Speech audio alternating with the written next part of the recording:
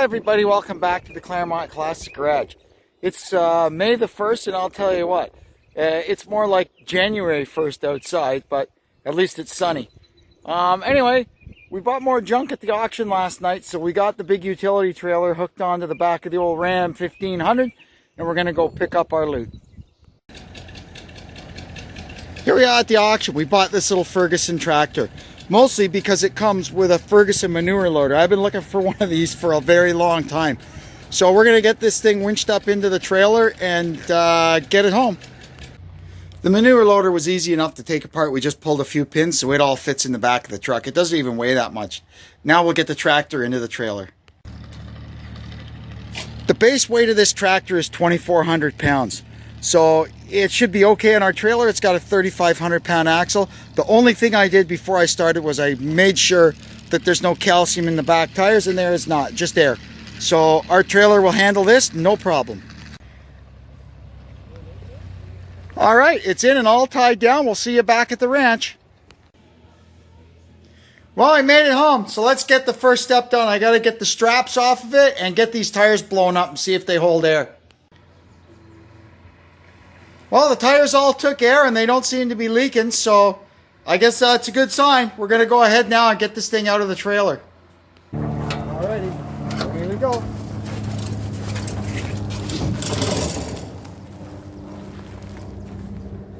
Ta-da! The best part of finding an old tractor at the auction is always what's inside here. You never know what you'll find. This is what was inside this one. Look at all this good stuff. A Sharpie, a magic marker, plug wire, one spark plug, some tools, pins. Oh, that one might need a little bit of work. Hey, Snap-on. That's Snap-on. Here, Deb, you can have that because I already have one. The Snap-on guy used to give them out at Christmas. Thank you. First things first, anytime we drag home an old Ferguson, the serial number tag is right here on the dash. So this one is TEA2200. You think that's a 5 or a 6, Deb? 5.2. It ends in. Now, we'll Google that and see what year she is. So let's start our tour of it, I guess. We checked the serial number. It's 1951 minus 52. There's a few differences over the years. When these first came out in 1948, it was after the war. And they had aluminum piled everywhere they didn't know what to do with. They weren't making things out of aluminum in those days. So Harry Ferguson took advantage of that. And you'll see, kind of revolutionary for 1948. The transmission on these Fergusons was cast aluminum. And in 1948, the entire hood was aluminum. Then, as time wore on, it ended up like this one, with a steel top and aluminum sides. And in my 52, it's all steel. Another thing you can tell early Fergusons from late is the air intake on the dash. That started, I think, in 1950, maybe the middle of 1950. 48 and 49. It's got the air cleaner element is under the hood. And then in 50, I'm pretty sure, they added this one to the dash. So anyway, let's start under the hood. See what we see.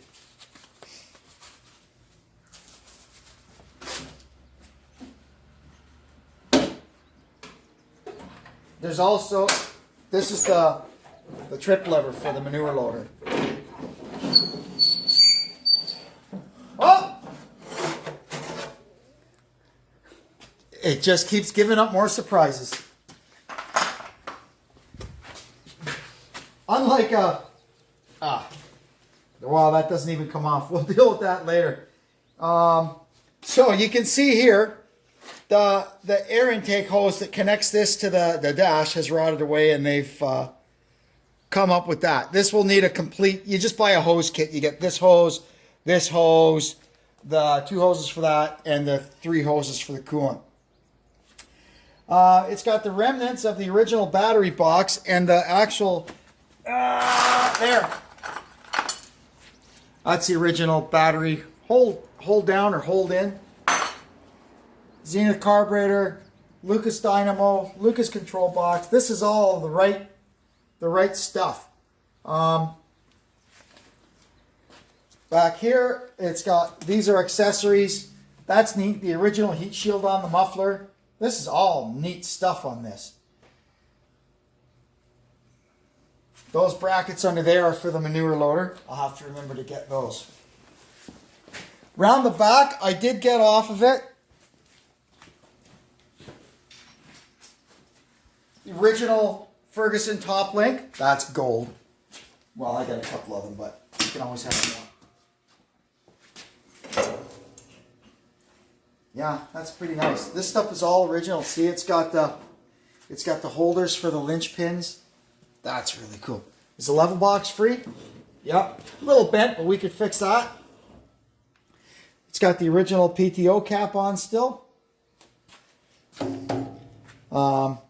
Proper lights. Yeah, that's pretty cool. Nobody's ever messed with it too much. That's an interesting coil wire. Oh, brother. So anyway, I guess we're going to start checking it over mechanically and see if we can get it cranked up. I went around and checked everywhere. There's coolant in it. It doesn't look too nice, but it's coolant. There's oil in it. It doesn't look too nice either, but it's oil. There's lube in the transmission. It doesn't look too nice either, but it's lube. And this is about half full of really nasty, skunky, varnished gas. But we'll not worry about that right now. We can run it on a remote fuel supply. So what I'm going to do now is pull the hood down. And get the crank. Still has its original hand crank in its little holder. And we'll see if the engine turns.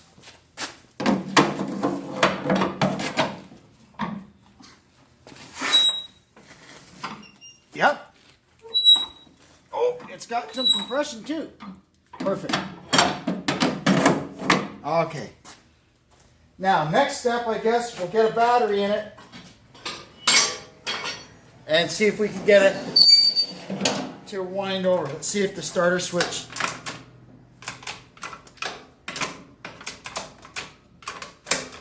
One, two, three, four, start.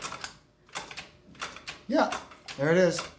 So we should be okay. Let me get this crappy old battery out of here and we'll see what we can do. Okay, let's see if we can get this thing to wind over. On this, the starter switch is a function of the shifter. All right, she's turning over. That's a good sign. So now we have to see if we can get the electrical system woken up and see if this thing's got any spark.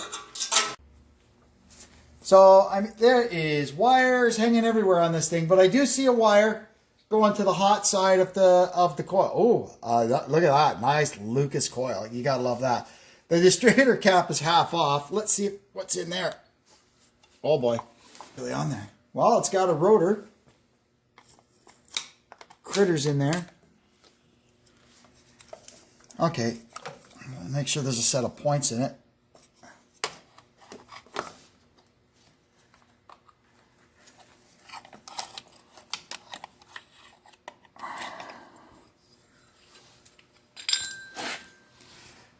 Yep, everything seems to be in there. So what we're going to do first is see if we've got any juice coming to the coil when we turn on the key. Let's see what do we got here. Look at that! The coil is hot.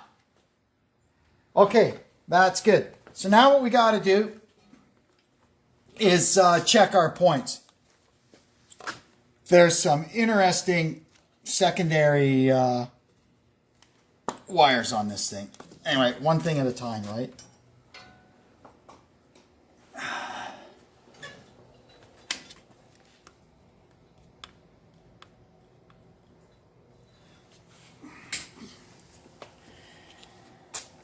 I think to do this easier to close the lid. so I can get in there with the crank and turn the distributor. All right, we got a problem. I'm turning the crank, but the distributor, she's a no turning. So either this thing's got the timing chain blown out of it, or the gear on the bottom of the distributor is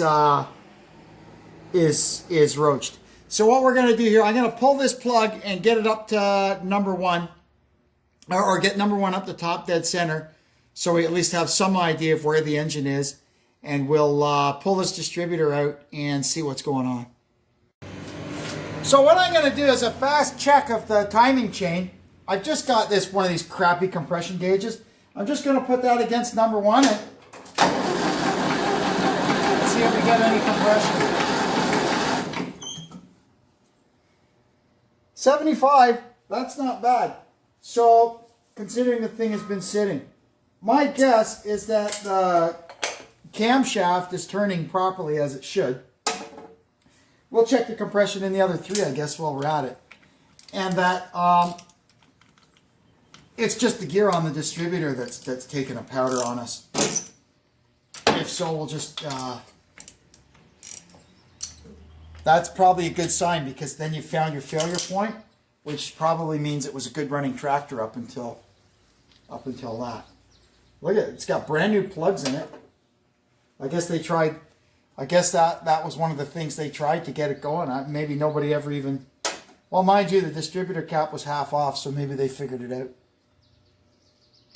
We'll see. Let's check number 2.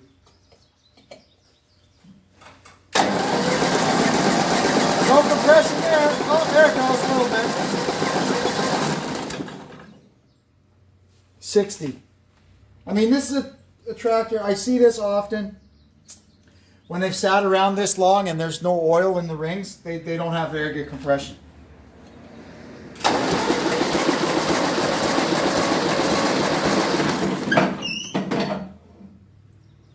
Yeah, that one's up at 85. So then what we'll do is we'll put a couple of squirts of oil in them and do a wet compression test and see how that goes.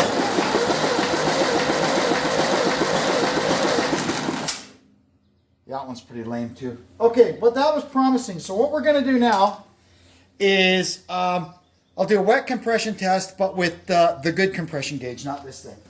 Okay, here we go. Number 1, wet.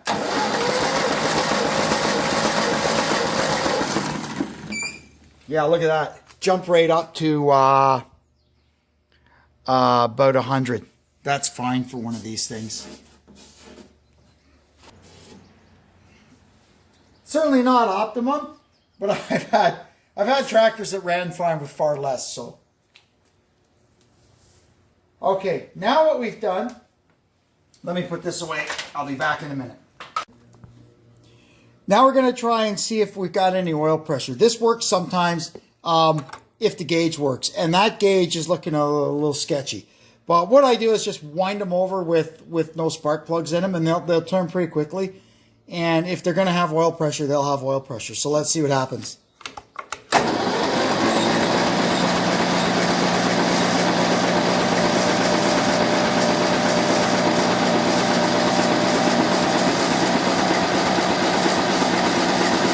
Well, not a lot happening there. Anyway, we'll see what happens if we get it to start. So that's pretty good. It's looking like this engine is going to be worth investing the effort to try and get it started. So that'll be our next job. We'll pull the distributor out and see if we can figure out what's going on with that. And then, you know, go through the steps to get spark and get the fuel system sorted out so we can try and start it. So we'll see you then. And until then, thanks for tuning in. And this is Kevin checking out from the Claremont Classic Garage. So long.